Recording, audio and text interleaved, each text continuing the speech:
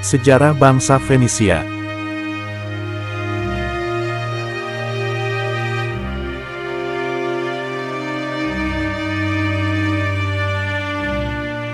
Meski peradaban sejarah manusia di masa lalu terus berkembang, namun sangat sulit menjalin hubungan dengan peradaban yang terpisah jarak yang sangat jauh secara geografis.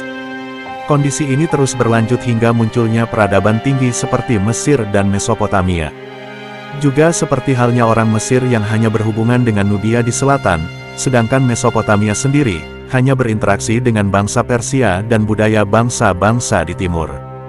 Namun, fenomena ini berubah ketika orang Fenisia mulai meninggalkan negaranya untuk mengunjungi dan menjalin hubungan dengan negeri-negeri yang jauh. Orang Fenisia, yang tinggal di pantai timur Mediterania, di tempat yang sekarang disebut Lebanon, memiliki peradaban yang berbeda dari bangsa lain karena wilayah mereka dikelilingi oleh laut. Di masa itu, mereka tinggal di beberapa kota yang berbeda, yang paling terkenal adalah Tiros, Byblos, dan Sidon. Dalam perkembangannya, mereka kemudian menjadi bangsa pelayar dan berhasil mengembangkan peralatan angkatan laut yang pertama, berupa perahu khas Fenisia. Tidak hanya dalam pelayaran biasa, tetapi Fenisia menjadi kekuatan perdagangan maritim besar pertama yang muncul di dunia. Orang Fenisia juga tercatat sebagai orang pertama di Timur Tengah yang menjalin hubungan dengan orang Eropa.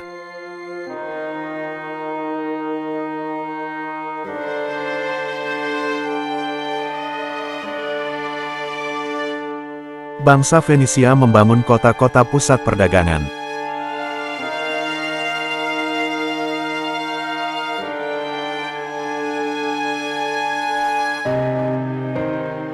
Orang Fenisia terkenal sebagai pedagang dan pelaut terbesar di dunia kuno antara tahun 1000 dan 600 sebelum Masehi.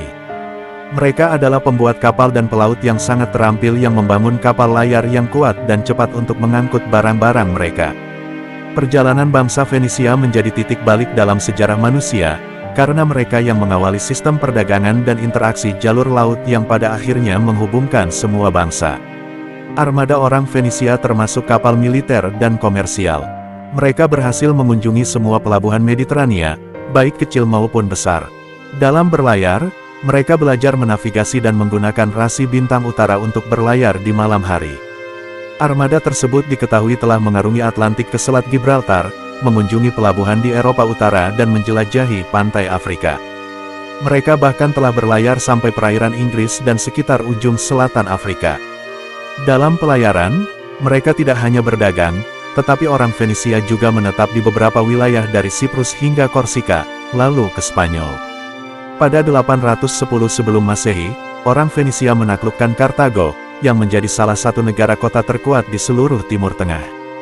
Untuk memperluas perdagangan, orang Fenisia juga membangun pusat-pusat perdagangan, yang kemudian berkembang menjadi kota besar. Pusat perdagangan yang paling terkenal adalah Kartago, terletak di Tunisia saat ini. Kartago kemudian menjadi kaya dan cukup kuat untuk bersaing dengan Romawi. Pedagang Fenisia juga berperan sebagai perantara dan penghubung bagi antar wilayah. Mereka mengangkut linen dan papirus dari Mesir, tembaga dari Siprus, kain bordir dari Mesopotamia, rempah-rempah dan gading dari Arab, emas dan budak dari Afrika ke sisi lain Mediterania. Orang Fenisia juga memiliki sumber daya yang berharga dan pengrajin yang sangat terampil. Mereka menghasilkan warna ungu cerah dari cangkang kecil yang disebut murex. Warna ini diterapkan pada pakaian wol, yang dihargai tidak hanya karena kecantikannya, tetapi juga karena harganya yang mahal. Kain ini digunakan sebagai kain wol ungu beberapa kerajaan dan bangsawan kerajaan, termasuk digunakan oleh Kaisar Romawi. Seniman terampil juga membuat kaca, keramik, tekstil, kayu, dan logam yang indah, dan bahan tersebut telah banyak digunakan di seluruh dunia kuno di masa itu. Raja Salomo dari Israel bahkan menggunakan pengrajin dan sumber daya Fenisia untuk membangun kuil Ibrani yang megah bagi Yehuwa. Pada 572 sebelum Masehi, Fenisia jatuh di bawah kekuasaan bangsa Assyria. Mereka terus berdagang tetapi menghadapi persaingan ketat dari Yunani untuk jalur perdagangan. Pada abad keempat sebelum Masehi, bangsa Persia dan Alexander Agung menghancurkan dua kota terpenting Fenisia, yaitu Sidon dan Tirus. Banyak orang Fenisia meninggalkan pantai Mediterania untuk koloni dagang mereka sendiri, dan seiring waktu, budaya mereka pada akhirnya berinteraksi dan bercampur dengan budaya lain.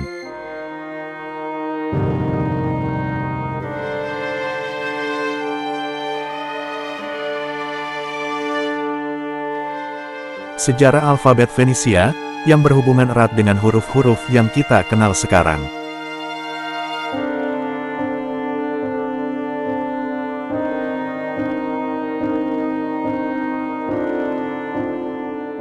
Rangkaian alfabet ini, yang diketahui sebagian besar penduduk dunia, berasal dari abad ke-16 sebelum Masehi.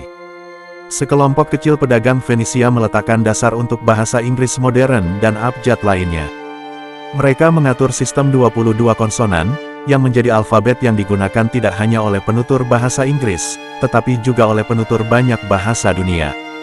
Orang Fenisia juga menggunakan simbol yang sudah digunakan di kalangan orang Kanaan Semit dan Mesopotamia saat membuat alfabet baru mereka. Bangsa Sumeria dan Mesir mengembangkan sistem penulisan berdasarkan simbol sejak 3000 sebelum Masehi.